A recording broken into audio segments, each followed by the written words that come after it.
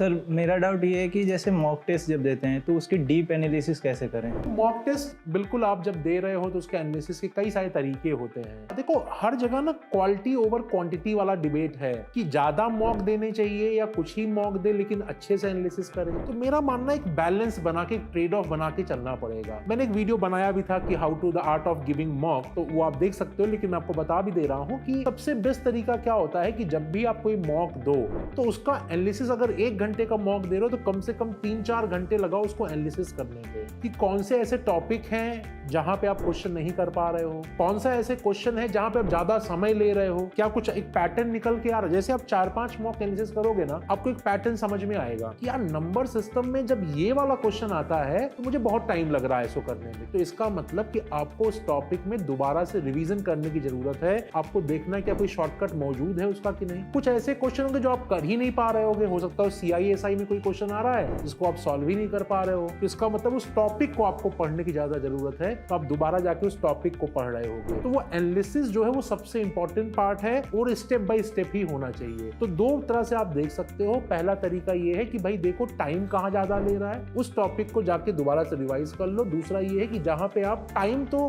ले ही रहे हो पर कर भी नहीं पा रहे हो आप उस क्वेश्चन को, मतलब वहां पे आपको कॉन्सेप्ट समझने की जरूरत है। तो इस तरीके से आप देख सकते हो और अपने मॉक को एनालाइज कर सकते हो